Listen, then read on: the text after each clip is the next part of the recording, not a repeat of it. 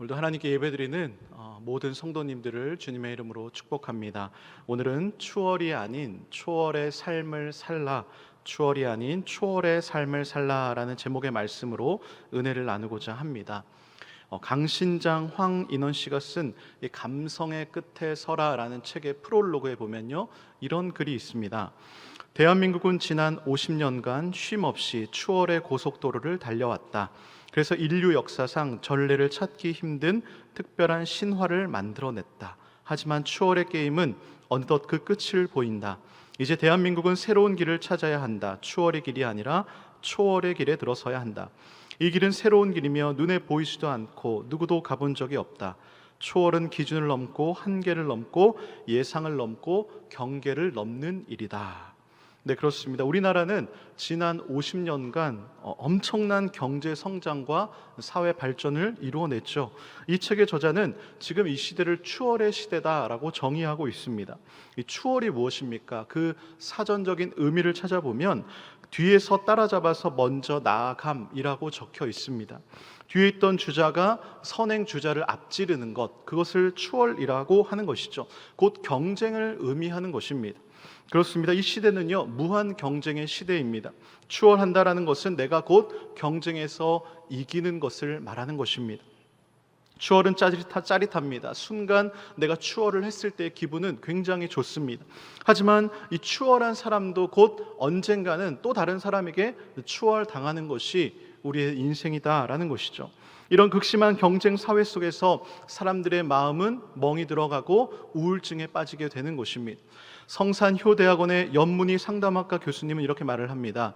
경제협력개발기구 OECD죠. 34개 회원국 중에 우리나라의 국민 행복지수가 33위를 차지한 것, 최하위권인 33위로 나타난 것은 그동안 우리가 무한 경쟁 사회만을 추구했기 때문이다.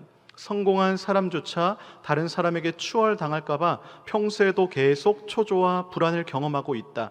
이제는 경쟁 사회에서 벗어나 새로운 삶의 가치와 가치관 등을 교육하는 게 필요하다.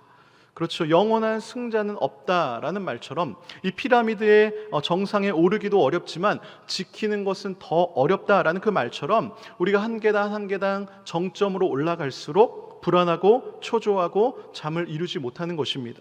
사랑하는 성도 여러분, 여러분은 어떻게 생각하십니까?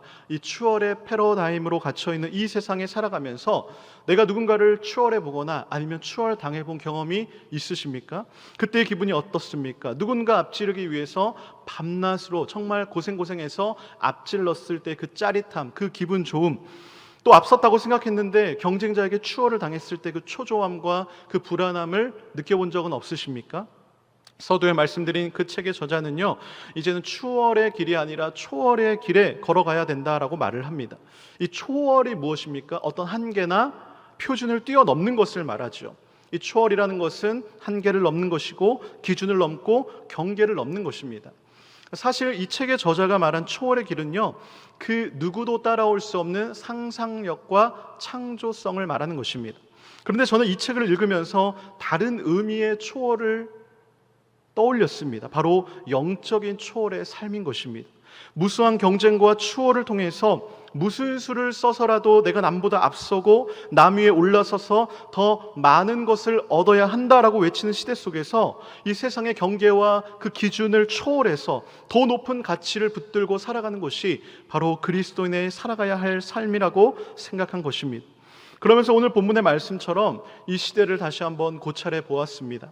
이 책이 2014년에 출간되었는데요, 안타깝게도 2020년이 된 지금도 사람들은 초월의 길이 아닌 이 추월의 길을 걸어가고 있지 않나 생각합니다. 2019년 대한민국을 강타한 이 스카이 캐슬이라는 드라마가 있습니다. 아마 많은 분들이 보거나 들어보셨을 것입니다. 저를 전적으로 믿으셔야 합니다, 어머니라는 이 명대사를 만들어내기도 했죠. 원래 이 드라마 작가는요, 사교육의 열풍이 심각한 이 현대사회를 비판하기 위해서 글을 썼다라고 합니다. 그러나 작가의 의도와 다르게 드라마가 방영되면서 오히려 과도한 사교육을 시키고자 하는 부모님들이 늘어서 제작진을 당황케 했다라는 것입니다. 이 드라마가 왜 이렇게 인기를 끈 것입니까? 어느 정도 감추어져 있던 우리의 그 욕망을 적나라하게 드러냈기 때문인 것입니다. 드라마를 보면서 굳이 꼭 저렇게까지 해야 됐나? 라고 겉으로 입으로 말은 하지만 속으로는 어떻습니까? 내 자녀를 명문대에 보낼 수만 있다면 무슨 짓이든 할 거야 라는 것이 바로 그 생각에 공감한 것입니다. 스카이캐슬에 등장하는 그 인물들의 극단적인 행동들을 바라보면서 사실 우리도 여력만 있다면 나도 저렇게 하고 싶었다라는 것일지도 모릅니다. 다수의 학부모들이요 극중 인물인 염정아 씨를 보면서 공감한 것입니다. 드라마에 등장하는 입시 코디네이터를 바라보면서 일부 학부모들이 학원에 전화를 해서 왜 우리 아이는 저 코디네이터처럼 가르치지 않습니까? 항의했다라고 합니다. 경쟁에서 뒤처지면 안 된다라는 그 불안과 출세의 욕망을 드러낸 모습인 것이죠. 그렇다면 크리스천들의 모습은 어떨까요? 코로나 이전에 여러분들의 기도의 제목은 무엇이었습니까? 내 자녀가 남을 추월하게 해달라고 기도하지는 않으셨습니까? 내 이웃집보다는 조금이라도 더 좋은 것을 더 많이 소유하게 해달라고 기도하지는 않으셨습니까? 사랑하는 성도 여러분, 하나님은요 남과의 경쟁에서 추월해서 여러분이 세상에서 넘버원이 되는 것에 관심이 없으십니다. 하나님은 여러분들 각자가 그 초월의 삶을 통해서 하나님이 지으신 형상을 따라서 여러분들에게 주신 그 달란트로 오직 여러분들 자신의 가치를 높이는 올리원이 되기를 원하시는 것입니다. 남의 인생을 따라 사는 삶이 아니라 여러분 자신이 귀한 하나님의 자녀로서 살아가기를 원하십니다. 요즘 세상도요 탄과 경쟁에서 승리하는 상처투성이 넘버원이 아니라 자신만의 가치로 행복하고 창의적인 올리원이 되라라고 말하고 있습니다. 유튜브에 보면 브이로그라고 하죠. 자신의 그 일상을 동영상 컨텐츠로 찍어가지고 제작해서 올리는 것이 큰 인기를 얻고 있습니다. 세상에 단 하나뿐인 나의 삶, 오직 나만 보여줄 수 있는 것입니다. 남들이 한다라고 해서 똑같이 따라하는 것은 의미가 없습니다. 자기만의 자기다운 콘텐츠가 브랜드가 되는 시대인 것이죠. 특별히 성도는 세상을 바라보고 내 주위의 환경을 바라보는 것이 아니라 그 추월의 삶이 아닌 각자의 주어진 삶의 자리에서 어떤 어려움에 처하든지 환경을 초월해서 오직 하나님을 바라보는 올리원의 삶을 살아야 하는 것입니다. 그래서 오늘 설교의 제목을 추월이 아닌 초월의 삶을 살라라고 정해보았습니다. 그렇다면 구체적으로 그리스도인으로서 초월의 삶이 무엇인지 오늘 본문의 말씀을 살펴보며 함께 은혜를 나누기를 소망합니다. 11절의 말씀을 제가 한번 다시 읽어드리겠습니다. 또한 너희가 이 시기를 알거니와 자자가 깰 때가 되었으니 이는 이제 우리의 구원이 처음 믿을 때보다 가까웠음이라. 아멘. 바울은 성도들에게 이 시기를 분별하고 시기에 맞게 사는 지혜가 필요하다라고 말을 합니다. 여기서 시기라는 단어는요 단순한 시기를 말하는 것이 아닙니다. 시간을 말하는 것이 아닙니다. 특별한 때, 특정한 때 의미 있는 시간을 의미하는 이 카이로스를 말하는 것이죠. 즉 너희가 이 시기를 알거니와 라는 이 말은 이 시대의 흐름 속에서 특별한 하나님의 시간을 알라라는 것입니다. 이어지는 말씀에서 뭐라고 말합니까? 하나님의 특별한 시간에 대해 설명을 합니다. 이 시기는 자다가 깰 때라고 합니다. 우리의 구원이 처음 믿을 때보다 가까워졌다라고 합니다. 12절에 보니까 밤이 깊고 낮이 가까워졌다라고 합니다. 이 모든 것들이 무엇을 가리키는 것입니까? 종말의 때를 말하는 것이죠. 그리스도의 재림의 때를 말하는 것입니다. 그리스도인들은 이 때를 아는 사람들입니다. 이 시기를 안다면 그냥 흘러가는 그 크로노스의 시간에 몸을 맡기고 남을 추월하고 남에게 추월당하는 일들을 반복하면서 그냥 그렇게 살아가시겠습니까? 성도는 이 시대의 흐름 속에서 하나님의 특별한 시간을 아는 사람들입니다.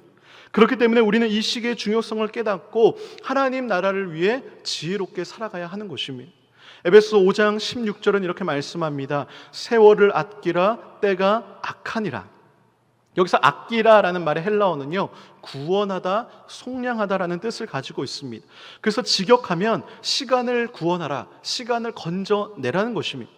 그렇습니다. 점점 악해져만 가는 세상 속에서 우리가 할 일은요 이 시간을 건져내는 것입니다. 그것이 바로 초월의 삶인 것입니다.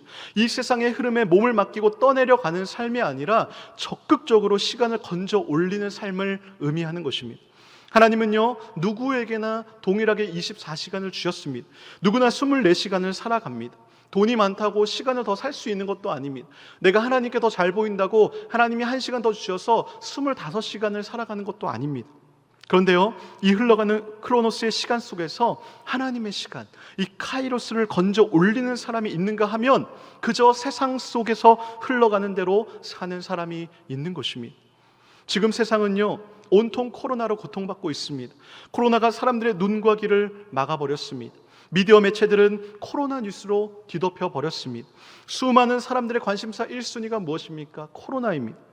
코로나로 인해서 확대 재생산된 뉴스들은 속보를 통해 우리의 삶 깊숙이 침투하고 있습니다.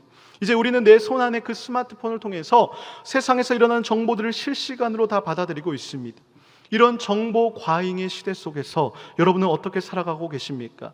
흘러가는 시간의 강물 속에서 쏟아져는 뉴스들과 함께 그저 둥둥 떠다니는 삶을 살고 있지는 않으십니까? 오죽하면 뉴스 다이어트라는 책까지 나왔습니다. 뉴스 중독의 시대 속에서 뉴스를 끊어버리라는 것이죠. 저자가 뉴스를 끊어야 한다라고 말하는 이유는 단지 뉴스가 시간을 많이 잡아먹기 때문만은 아닙니다. 이 뉴스가 우리의 생각을 단편적으로 만든다라는 것입니다. 뉴스는요, 하나의 이야기를 짧은 이야기로 축약해서 보내야 합니다. 이 조건을 채우려면 조악한 단순화 과정이 필요하다는 것이죠. 지금 막 벌어지고 있는 사건과 사고의 원인을 간략하게 몇 가지로 추려서 내놓아야 합니다. 그렇다면 다른 수많은 원인과 사건과 그 원인들의 상호작용이 반작용이 모두 침묵 속에 묻히게 되는 것이고, 뉴스 소비자들은 세상을 실제보다 더욱더 단순하게 보게 된다는 것입니다. 이런 뉴스 홍수 시대 속에 우리는 우리의 소중한 시간을 지키는 삶을 살아야 된다는 것입니다. 바울이 본문에서 이 시기를 사는 방법에 대해 말을 합니다. 먼저는 자다가 깨어 일어날 때라는 것입니다. 여기서 말하는 잠은 당연히 육신의 잠이 아닌 것입니다. 영적인 잠에서 깰 때가 되었다라는 것이죠. 신랑을 맞이하기 위해서 기름을 미리 준비했던 슬기로운 다섯 처녀, 준비하지 못한 미련한 다섯 처녀의 이야기를 아실 것입니다. 성도는 당연히 졸다가 버림받은 미련한 다섯 처녀가 아닌 깨어서 주님을 기다리는 지혜로운 다섯 처녀가 되어야 한다는 것입니다. 바울이요, 우리의 구원이 처음 믿을 때보다 가까워졌다라고 합니다. 이것은 부정할 수 없는 사실이죠. 아무도 알지 못할 때에 주님은 다시 오실 것입니다. 그런데 이것을 부정하는 사람들이 있습니다. 구원의 때가 가까워졌는데, 구원의 때가 2000년이나 지났는데 아무 일도 일어나지 않았다라는 것입니다. 그래서 그것은 거짓말이라고 합니다. 그래서 자기 마음대로 인생을 살아갑니다. 그들은 자신이 영원한 죽음을 향해 달려가고 있다는 사실조차 깨닫지를 못합니다. 너무나 안타까운 일입니다. 전도서 3장 1절의 말씀처럼 범사에 기한이 있고 천하만사가 다 때가 있는 것입니다. 여기서 기한이라는 말은 정해진 시간입니다. 때라는 것은 정해진 시간을 포함해서 흘러가는 시간, 어떤 목적을 지닌 시간, 그리고 종말의 시간, 모든 것을 포함합니다. 즉 하나님의 시간, 하나님의 때가 있다라는 것입니다. 하나님은요, 우리가 다 알 수 없게 하셨습니다. 우리를 시간의 한계 안에 두셨습니다. 그런데요, 다 알 수 없다라는 것이 바로 신앙의 자리 아닙니까? 우리가 다 안다면, 알고 있다면 신앙은 필요 없을 것입니다. 다 알지 못하기 때문에 불안합니다. 그러나 비록 우리는 다 모르지만 안심할 수 있다라는 것이 바로 신앙이요, 믿음인 것입니다. 우리는 모르지만 모든 것을 다 아시는 분이 바로 우리의 아버지이시기 때문인 것입니다. 그렇기 때문에 우리는 안심할 수 있는 것이죠. 그분이 다 아시기 때문에 굳이 내가 모든 것을 다 알려고 할 필요가 없다라는 것입니다. 우리는 그저 구원의 때가 처음 믿을 때보다 가까이 왔다라는 이 사실만 기억하면 된다라는 것입니다. 12절에서 바울이 밤이 깊고 낮이 가까이 왔다라고 말을 합니다. 일반적으로 성경에서 밤이라는 것은요, 불신앙, 죽음의 때를 말합니다. 낮은 반대로 기쁨의 때를 말합니다. 특별히 이 낮이라는 단어가 그리스도의 재림, 가리키는 그날, 더데이라고 하죠. 그 날을 의미하는 단어와 동의어로 자주 사용됩니다. 그렇습니다. 우리는요, 그리스도의 재림이 가까운 종말의 시대를 살아가고 있습니다. 지금은 밤이 아니라 동트기 전 새벽에 가까운 시간입니다. 그렇기 때문에 지금은 잠에 빠져 누워 있을 때가 아니라는 것이죠. 그런데 안타까운 것은 이 종말론적인 신앙이 점점점 희미해져 간다는 사실입니다. 물론 잘못된 종말론은 굉장히 위험한 것입니다. 그러나 우리는 올바르고 건강한 종말론적 신앙을 회복해야 하는 것입니다. 우리는 그 어느 때보다 종말의 때가 가까이 왔음을 실감하고 깨어 있어야 한다는 것이죠. 이것이 바로 성경이 말하고 있는 것입니다. 바울이 이런 종말의 때에 어떻게 살라라고 권면하고 있습니까? 12절 하반절을 보니까 우리가 어둠의 일을 벗고 빛의 갑옷을 입자라고 말을 합니다. 갑옷은 언제 입는 것입니까? 평상시 평상복으로 입습니까? 아니죠. 전쟁할 때 입습니다.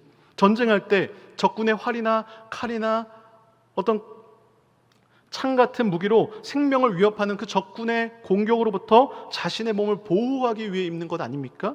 즉 갑옷이라는 것은 나의 몸을 보호하기 위해 입는 것이죠.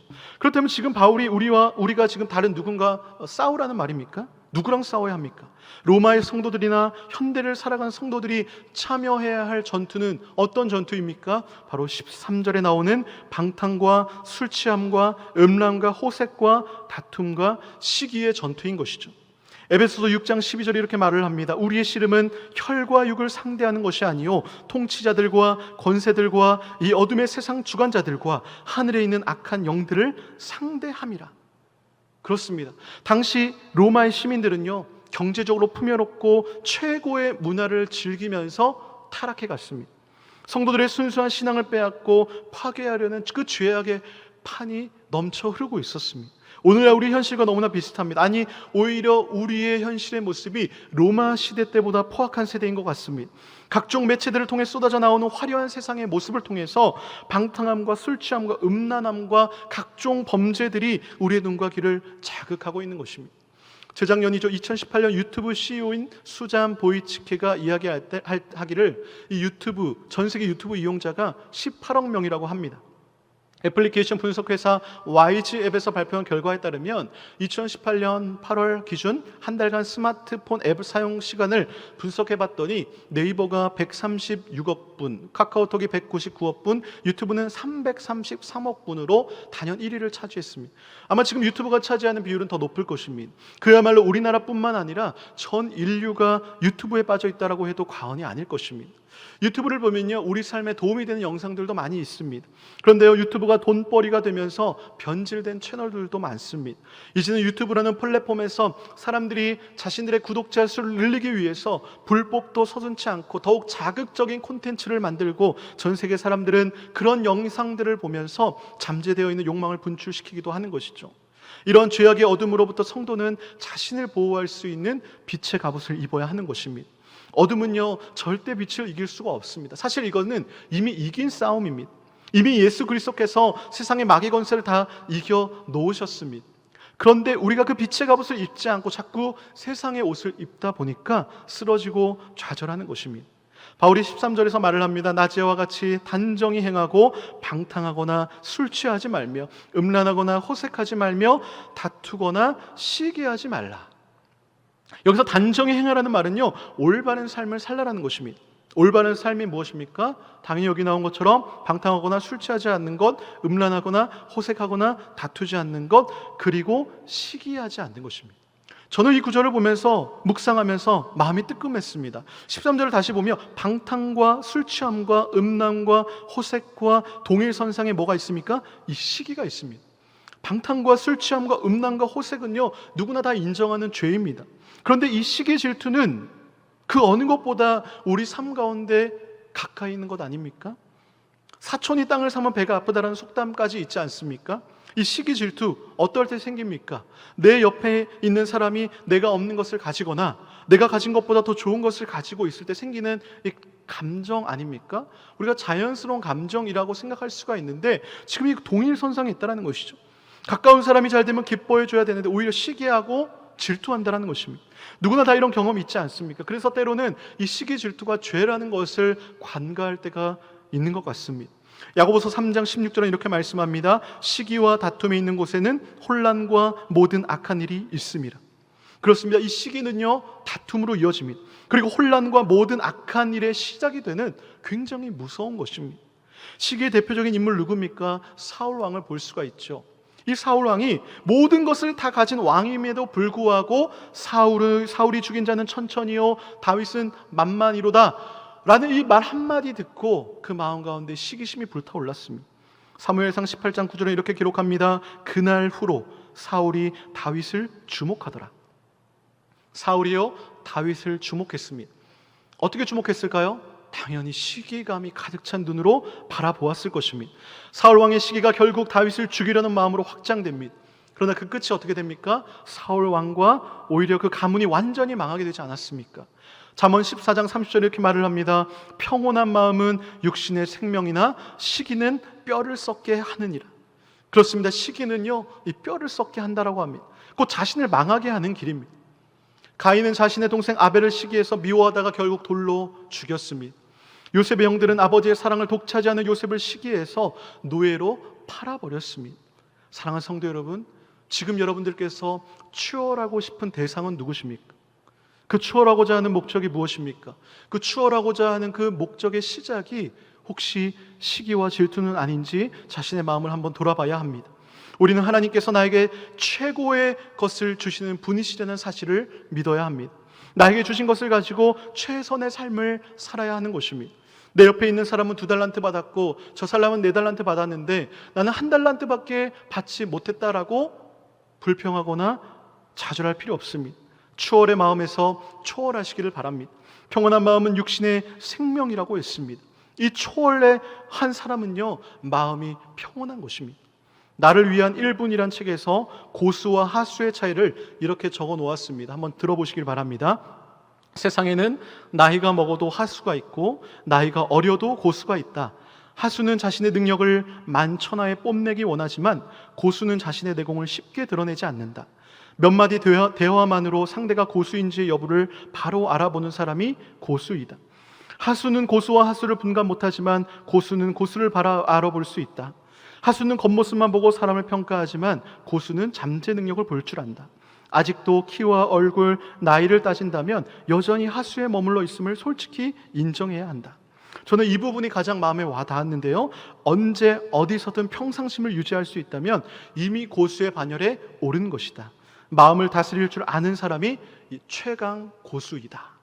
이 최강 고수가 누굽니까? 자신의 마음을 다스리는 사람, 어떠한 환경에서도 평온함을 유지하는 사람이 최강 고수인 줄로 믿습니다.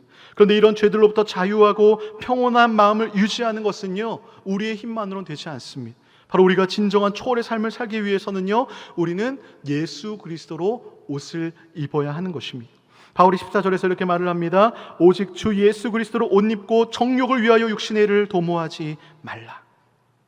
우리가 이 한글 성경에서 느껴지듯이 이 말라 명령형입니다. 원어를 살펴보아도 옷을 입으라 라는 이 단어는요, 엔디오라는 단어인데요, 명령형입니다. 즉 오직 주 예수 그리스도로 옷을 입어라, 정욕을 위하여 육신의 일을 도모하지 말라라는 하나님의 명령인 것입니다. 이 엔디오라는 단어를 한번 더 살펴보면요, N이라는 말은 영어의 in과 같은 의미를 가집니다. 뭐뭐 안에라는 뜻이고, 이 디노라는 말은 잠기다, 가라앉다라는 의미하고 있습니다. 즉 옷을 입고라는 말은 예수 그리스도 안에 푹 안에 잠기는 것을 의미하는 것입니다. 12절에 빛의 갑옷을 입는 것도 마찬가지입니다. 단순히 갑옷을 입는 것이 아니라 완전히 내 몸에 스며드는 상태가 되는 것입니다. 이 엔디오라는 단어는 성경 여러 곳에서 볼 수 있는데요, 에베소 6장 11절에 이렇게 말씀합니다. 마귀의 관계를 능히 대적하기 위하여 하나님의 전신갑주를 입으라. 에베소서 4장 24절도 말씀합니다. 하나님을 따라 의와 진리의 거룩함으로 지으심을 받은 새 사람을 입으라. 그렇습니다. 우리는요, 이 빛의 갑옷을 입어야 합니다. 하나님의 전신갑주를 입어야 합니다. 새 사람을 입어야 합니다. 오직 주 예수 그리스도로 옷을 입어야 하는 것입니다. 이것은 다 동일한 말입니다. 그런데 말입니다, 사실 이 세례받은 사람들은요, 이미 예수 그리스도로 옷을 입고 있습니다. 바울이 갈라디아 3장 27절에 이렇게 말을 합니다. 누구든지 그리스도와 합하기 위하여 세례를 받은 자는 그리스도로 옷 입었느니라. 이 그리스도와 연합하는 세례를 받은 사람들은요, 그리스도로 옷을 입고 있다라고 말을 합니다. 예수님과 연합하는 것을 옷 입는 것으로 비유를 하는 것입니다. 옷을 입는다라는 것은 옷과 몸이 하나가 되었다라는 것입니다. 또 옷이라는 것은 다른 사람들로부터 어떻게 봅니까? 내가 입고 있는 옷으로 외모를 평가받습니다. 그리스도로 옷을 입었다면요, 하나님은 우리의 허물과 죄로 뒤덮인 더러운 몸을 보는 것이 아니라 바로 예수 그리스도의 옷을 입은 몸을 보는 것입니다. 당신의 아들 예수 그리스도로 옷 입은 모습을 보시는 것입니다. 그런데 왜 바울이 14절에서 예수 그리스도로 옷을 입으라라고 하는 것입니까? 바로 저와 여러분들 예수 그리스도로 옷 입은 자들입니다. 그렇다면 질문 드리겠습니다. 예수 그리스도로 옷을 입은 삶을 살고 계십니까? 옷이 주는 무게감이 있지 않습니까? 옷이 날개다라는 말이 있죠. 어떤 옷을 입었느냐에 따라서 사람의 행동에까지 영향을 미치는 것입니다. 예비군 군복을 입은 사람들은 점잖던 사람들도 그 예비군 군복을 입는 순간 행동이 거칠어집니다. 훈련을 받는데 내가 만약에 정장에 넥타이를 입고 있다라고 생각해 보십시오. 당연히 행동이 좀 달라질 것입니다. 지금 여러분은 영상 예배를 드리고 계십니다. 그런데 지금 여러분들 어떤 옷을 입고 계십니까? 교회에 나와서 예배 드리는 수준의 옷까지는 아니더라도 어떤 단정한 옷을 입고 계십니까? 아니면 편안한 잠옷이나 추리닝을 입고 맨발로 이렇게 영상 예배를 드리고 계시지 않으십니까? 어떻습니까? 잠옷을 입은 것과 격식 있는 장소에 나갈 때 입는 옷을 입을 때 그 행동과 그 마음가짐 당연히 다르지 않겠습니까? 그렇다면 우리가 다른 옷도 아닌 예수 그리스도로 옷을 입고 있다라고 생각해 보십시오. 우리가 마음대로 죄를 짓고 내가 하고 싶은 대로 행동할 수 있겠습니까? 그 어떤 옷보다 무게감이 느껴질 것입니다. 그런데 왜 우리는 우리의 삶에서 절제가 되지 않는 것일까요? 바로 예수 그리스도의 옷이 눈에 보이지 않기 때문입니다. 그래서 너무나 쉽게 잊어버립니다. 나를 감싸고 있는 그리스도의 보혈을 무시해버립니다. 그래서 우리는 날마다 믿음으로 오직 주 예수 그리스도로 옷 입고 있다라는 그 사실을 깨닫고 인지하고 살아가야 하는 것입니다. 예수로 옷 입는다라는 것은 아까 읽었던 에베소 4장 24절의 말씀처럼 새 사람을 입는 것입니다. 여러분, 예수 그리스도로 새 사람의 옷을 입으려면 어떻게 해야 됩니까? 먼저 지금 입고 있는 옷을 벗어 던져야 하지 않겠습니까?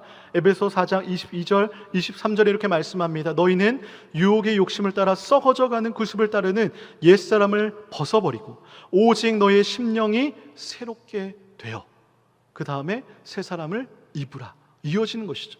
썩어져가는 구습을 따르는 옛사람을 벗어버리고 새 사람을 입으라는 것입니다. 오늘 본문 12절의 말씀처럼 어둠의 일을 벗어버리라는 것입니다.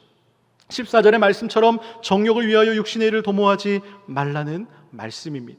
사랑하는 성도 여러분, 유혹의 욕심을 따라서 썩어져가는 구습, 옛사람, 어둠의 일, 육신의 일을 벗어버리시기를 간절히 소망합니다. 정리 컨설트라는 말을 들어보셨습니까? 이 세상의 흐름에 따라서 기존의 직업들이 사라지기도 하고 새로운 직업들이 생겨나기도 합니다. 이 정리 컨설트라는 직업은요, 생긴 지 얼마 안 된 직업입니다. 말 그대로 정리정돈의 전문가입니다. 세계적으로 유명한 정리 컨설턴트인 곤도 마리에 씨는 이렇게 얘기합니다. 설레지 않으면 버려라. 그녀가 설레는 삶을 살고 싶다면 정리부터 하라라고 이야기합니다. 진짜 인생은 정리 후에 시작된다는 것이죠. 요즘 제 아내가 푹 빠져 있는 삶이 바로 이 정리정돈, 이 심플 라이프인데요. 매일 정리정돈을 하면서 인증샷을 남깁니다. 남편 입장에서는 이 집이 이제 점점 깨끗해져 가니까 참 기분이 좋은데요. 처음부터 아내가 정리의 삶을 산 것은 아닙니다. 이 삶의 단순화, 본질, 정리의 행복을 발견한 것 같습니다. 이 매일 한다라는 것이 쉽지 않아 보입니다. 그러나 정리 후의 행복한 모습을 볼 때 정말 좋아서 하는구나 라는 것을 느끼는 것이죠. 우리 사회가 수축 사회로 진입하게 되면서 이제 미니멀라이즈 소비가 트렌드로 잡혀가고 있습니다. 필요 이상의 것을 갖는다라는 것은 오히려 부담이고 딱 지금 필요한 만큼만 소비하고 싶다라는 것이죠. 그런데요, 여러분, 이것이 말처럼 쉬운 것이 아닙니다. 여러분, 마트에 가서 이것저것 내가 사고 싶은 거 카트에 넣다 보면 계산할 때 보면 어떻습니까? 마트에 가득 차 있는 것이죠. 그 물건들을 집에 가져와서 냉장고에 넣고 선반에 넣다 보면 점점점 가득 차 있는 것이 현실입니다. 그런데 요즘 젊은 세대들은 그런 삶을 거부하고 새로운 소비 방식을 즐긴다, 살아간다라는 것입니다. 제가 아내를 만나고 나서 본격적으로 책을 읽기 시작했는데요. 설교를 준비하면서 읽을 책들을 정리를 해보니까 2,000권 정도 읽었더라고요. 그런데요, 제가 그 2,000권의 책을 다 구매하였을까요? 물론 돈도 없을 뿐만이 아니라 책을 놓을 자리도 없습니다. 정말 소유하고 싶은 책들은 구매하기도 했지만 이 서점과 도서관에 가면 책이 널려있지 않습니까? 최근에 아내는 또 그나마 조금 있던 책들을 다 정리해 버렸더라고요. 물론 선물로 받거나 소장하고 싶은 책들은 보관을 합니다. 이 최근에 TVN이라는 방송국에서 신박한 정리라는 예능 프로그램이 방영되고 있습니다. 나만의 공간인 집의 물건들을 정리하고 공간에 행복을 더하는 노하우를 함께 나누는 프로그램인데요. 지금 절찬리에 방영하고 있습니다. 이 시네라 씨가 미니멀리스트로 출연을 합니다. 프로그램의 핵심의 키워드는 무엇이냐? 바로 필요냐, 욕구냐라는 것입니다. 욕구가 무엇입니까? 생활의 필수는 아니지만 내가 갖고 싶은 것이죠. 시네라 씨는 그런 것을 덜어내라라고 말을 합니다. 즉 본질만 남기고 나머지는 과감히 버리자라는 그 인식이 이런 프로그램을 통해서 간접적으로 사람들에게 메시지를 전달하는 것입니다. 그렇다면 잘 버리는 것만이 최선일까요? 곤도 마리에 씨가 이야기를 했는데요, 그녀가 정리의 기술이라는 책을 썼습니다. 그녀는 책에서 정리의 기술이란 버리는 것이 전부가 아니다라고 얘기를 합니다. 아무리 잘 버리는 삶을 산다라고 해도 채워지지 않는 못한 부족함을 느낀다라고 말을 합니다. 우리 마음에 진공 상태는 없습니다. 무언가로 끊임없이 채우기를 원합니다. 내가 잘 버린다고 만족하는 것이 아닙니다. 잘 버렸으면 그 안에 잘 채워야 한다는 것이죠. 정리의 기술이란 책에서요, 설레는 것으로 인생을 채우라고 얘기합니다. 그렇습니다. 진정한 정리는요, 잘 버린 후에 설레는 것으로 채우는 것입니다. 내가 설레는 것. 인생의 정리가 필요한 것은요, 설레는 것으로 채우기 위함입니다. 채우기 위해 먼저 비우는 작업을 하는 것이죠. 여러분들은 무엇을 위해 채울 때 설레십니까? 육신의 일이십니까? 영의 일이십니까? 바울이 로마서 8장에서 육신을 따르는 자는 육신의 일을, 영을 따르는 자는 영의 일을 생각한다라고 얘기합니다. 하나님은요, 우리가 하늘에 속한 신령한 복으로 채우기를 원하십니다. 추월이 아닌 초월의 삶을 살기를 원하십니다. 그래서요, 하나님께서는 우리에게 복음을 주셨습니다. 복음이 우리를 기쁘게 하는 설레는 소식인 줄로 믿습니다. 바로 얻기는 여러분이 비워진 그 마음을 복음으로 채우시기를 간절히 소망합니다. 복음으로 정리된 삶은요, 인생이 변화되고 초월의 삶을 살게 되는 것이고, 그 영혼까지 잘 되는 놀라운 역사가 일어나게 되는 것입니다. 창세기 13장의 아브라함을 보십시오. 아브라함이 가나안의 기근이 찾아오자 애굽으로 내려갑니다. 그가 애굽의 바로 왕에게 아내 사레를 빼앗깁니다. 대신 많은 재물을 얻습니다. 하나님이 바로에게 재앙을 내리시고 다시 사라를 찾고 아브라함은 사레와 함께 큰 부자가 돼서 가나안으로 내려오게 됩니다. 이때 조카 롯도 함께 내려오게 되는데요, 문제가 발생합니다. 아브라함은 전에 장막을 쳤던 베델과 아이 사이에 거주했는데, 아브라함도 가축과 소유가 많고 롯에게도 가축과 소유가 많아서 그 땅에 다 함께 살기 어려워지게 된 것입니다. 심지어 아브라함의 가축의 목자와 롯의 가축의 목자가 서로 다투는 일까지 발생합니다. 이것을 지켜본 아브라함이 롯을 부릅니다. 그리고 이렇게 얘기를 합니다. 너와 나 한 친족인데, 한 가족인데 이렇게 서로 다투어서 되겠느냐? 그러면서 말을 합니다. 내 앞에 땅이 펼쳐져 있으니 내 마음대로 선택해서 떠나가라. 내가 좌하면 나는 우하고 내가 우하면 나는 좌하겠다. 저는 이 대목에서요, 아브라함의 초월의 삶을 볼 수 있었습니다. 이 부동산, 이 땅이 요즘 최대 화두 아닙니까? 너도 나도 금싸라기, 노른자 땅을 차지하기 위해서 난리법석 아닙니까? 제가 만약 이 상황이라면 형제 자매도 아니고 조카에게 이런 땅을 선택권을 줄 수 있을지 모르겠습니다. 이 말을 들은 조카 롯이 기다렸다는 듯이 가장 좋은 것을 빼앗길까봐 가장 좋은 부동산을 고르는데 정신이 없습니다. 창세기 13장 10절에 이렇게 말씀합니다. 이에 롯이 눈을 들어 요단 지역을 바라본 즉 소알까지 온 땅의 물이 넉넉하더니 여호와께서 소돔과 고모라를 멸하시기 전이었으므로 여호와의 동산 같고 애굽 땅과 같았더라. 아브라함이 말을 마치자마자 뭐라고 기록하고 있습니까? 이에 눈을 들어 요단 지역을 바라본 즉 이라고 기록되어 있습니다. 지금 롯이 이래도 되는 것입니까? 사실 삼촌 아브라함이 자신을 걷어주고 먹여주고 입혀주고 재워주고 키워줬고 롯의 재산이 불어난 것도 사실은 이 삼촌 아브라함 때문인데, 아무리 아브라함이 땅을 먼저 선택하라고 했다 하더라도 말이라도 먼저 형님 고르세요라고 해야 되지 않겠습니까? 아브라함은 땅을 보는 눈이 없었을까요? 그냥 딱 봐도 물이 흐르고 온 땅에 물이 넉넉하고 여호와의 동산 같은 땅이 눈에 보이지 않았겠습니까? 그럼에도 불구하고 아브라함은 그 땅을 양보하는 것입니다. 바로 이것이 추월의 삶과 초월의 삶의 차이입니다. 초월의 삶은요, 노른자 땅을 차지하기 위해서 눈에 불을 켜고 달려듭니다. 그러나 초월의 삶은요, 그런 것에 흔들리지 않고 평정심을 갖습니다. 최강 고수라고 할 수 있죠. 그런데 놀라운 것은요, 하나님께서 초월의 삶에 함께 하신다는 사실입니다. 이어지는 창세기 13장 14절에서 17절의 말씀을 제가 읽어드리겠습니다. 롯이 아브라함을 떠난 후에 여호와께서 아브라함에게 이르시되 너는 눈을 들어 너 있는 곳에서 북쪽과 남쪽 그리고 동쪽과 서쪽을 바라보라. 보이는 땅을 내가 너와 내 자손에게 주리니 영원히 이르리라. 내가 내 자손이 땅의 티끌 같게 하리니 사람이 땅의 티끌을 능히 셀 수 있을진데 내 자손도 세리라. 너는 일어나 그 땅을 종과 횡으로 두루 다녀보라. 내가 그것을 내게 주리라. 하나님은요, 롯이 떠난 이후에 아브라함을 찾아오셨습니다. 그리고 아무 말도 하지 않으시고 그저 아브라함에게 눈을 들어 보아라, 동서남북을 바라보라 라고 얘기합니다. 그리고 눈에 보이는 모든 땅을 너와 내 자손에게 주시겠다라고 약속하십니다. 뿐만 아니라 내 자손이 땅에 티끌같이 하게 할 것이다 라고 말씀하시는 것이죠. 사랑하는 성도 여러분, 아브라함이 왜 최강 고수인지 아십니까? 바로 그는 사람을 주목하고 환경을 주목한 것이 아니라 하나님을 주목한 삶을 살았다는 것입니다. 롯은 눈을 들어서 자기가 보고 싶은 것을 바라보았습니다. 그러나 아브라함은 하나님이 바라보는 그 같은 방향에 시선을 둔 것입니다.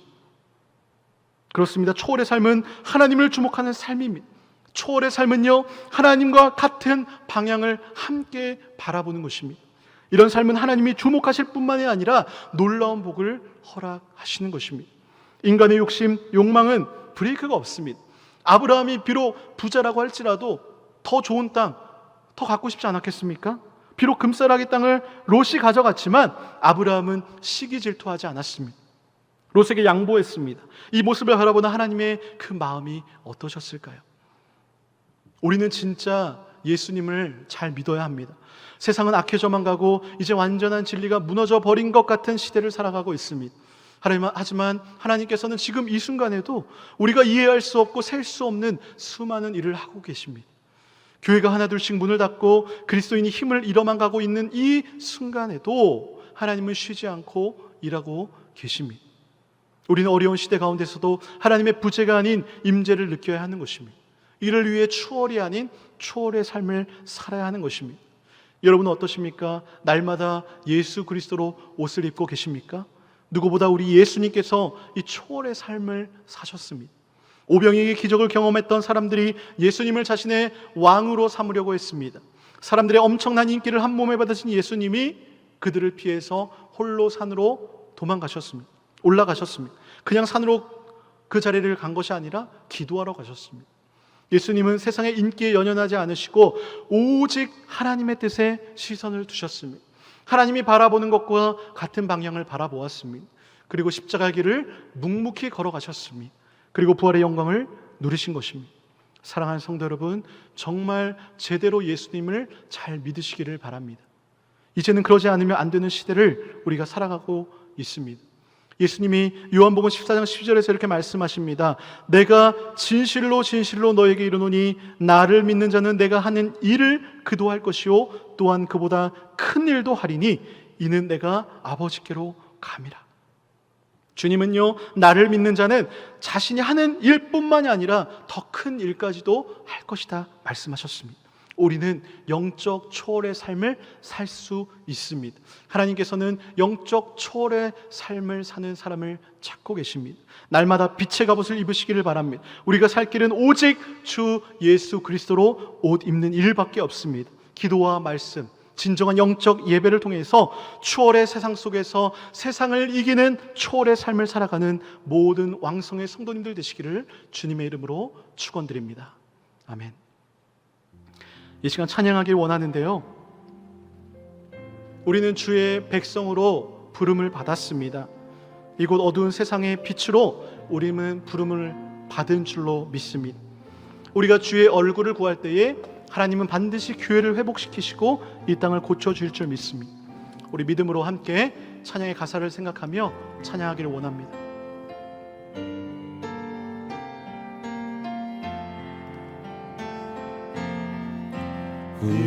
우리는 주의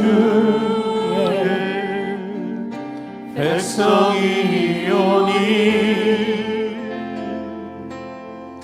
주의 그 큰 일을 선포합니다.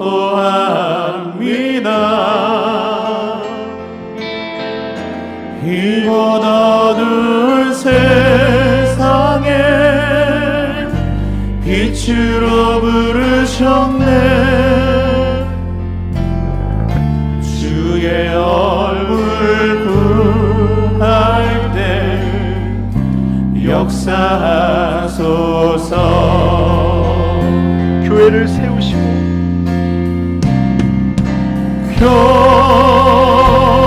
교회를 세우시고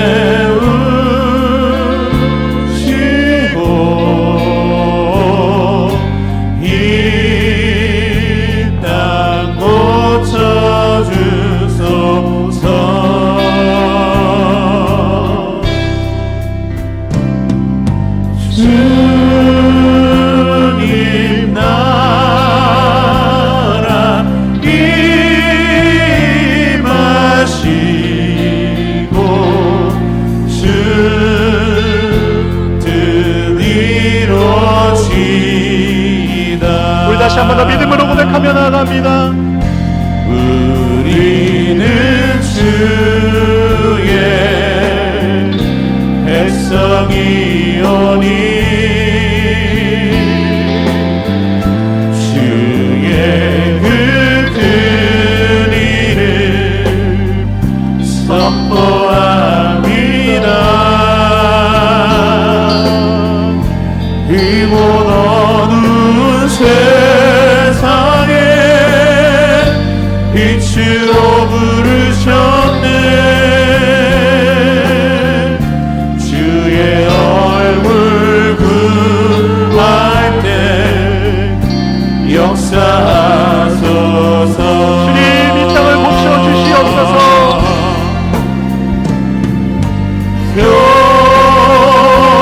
교회를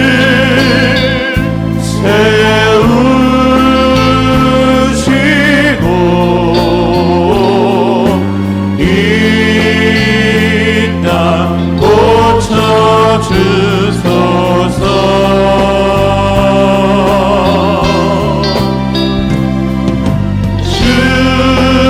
주님 나라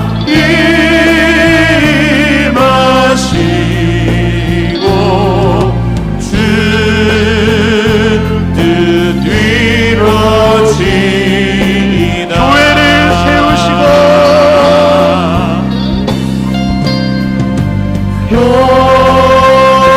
교회를 세우시고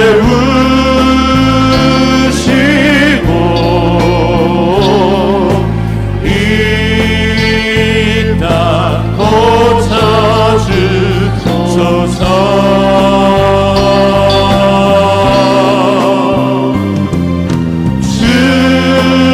주님 나라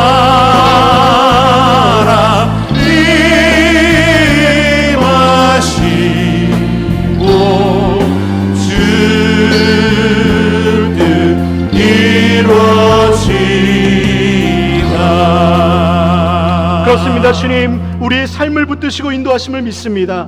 주님께서 우리를 부르신 자리 그곳에서 우리가 백성으로 살겠습니다. 우리가 빛으로 소금으로 살겠습니다. 우리를 자녀로 백성답게 그곳에서 만드시고 그곳 가운데 영광받아 주시옵소서. 우리 함께 각자의 가정에서 주님의 이름 한번 부르며 외치며 기도하며 나아갑니다. 주여! 성령 하나님 그렇습니다. 주님 아버지 이 땅 가운데 교회를 세우시고 주님 아버지 이 땅을 회복시켜 주실 줄로 믿습니다. 주님 아버지 우리가 예수 그리스도로 옷 입은 삶을 살기를 원합니다. 주님 아버지 우리가 영적 초월의 삶을 살아가기를 원합니다. 주님 아버지 초월의 인생이 아닌 초월의 인생을 살아가기를 원하오니 주여 은혜를 주시옵소서. 주님 아버지 이 땅을 불쌍히 여기시고 이 땅 가운데 모든 천의 땅을 고쳐주시고 주님 아버지 이 땅을 회복시켜 주시고 주님 다시 한 번 더 교회를 아버지 주님의 나라 가운데 세워 주시옵소서. 주님의 나라가 이 땅 가운데 임하기를 믿습니다. 주여 아버지 역사해 주시고 주님 아버지 이 땅을 회복시켜 주시옵소서. 주님 역사하여 주여 도와주시옵소서. 하나님 아버지 오늘도 하나님을 예배하게 하심을 감사합니다. 나를 자녀 삼아주시고 나를 구원하신 하나님을 찬양하며 나아갑니다. 매일이 흘러가는 시간 속에서 내 안에 살아 역사하시는 예수님을 믿는 믿음으로 살아가게 하여 주시옵소서. 내 안에 예수 그리스도가 살아있음을 믿습니다. 우리는 예수의 피가 흐름을 믿습니다. 내가 예수 그리스도로 옷 입고 있는 줄로 믿습니다. 주여 나의 생각에 패러다임이 변화되기를 원합니다. 믿음대로 살 수 없다라고 하는 내 자신이 정한 한계에서 벗어나게 하여 주시옵소서. 그리하여 초월의 세상 속에서 세상을 이기는 초월의 삶을 살게 하여 주시옵소서. 어떤 상황 가운데서 감사하게 하시고 희망을 발견하게 하여 주시옵소서. 예수 그리스도가 소망인 줄로 믿습니다. 우리의 구원자 되시는 전능하신 하나님만을 의지하며 나아갑니다. 주여 홀로 영광받아 주시옵소서. 이 모든 말씀 살아계신 예수님의 이름으로 기도드립니다. 아멘.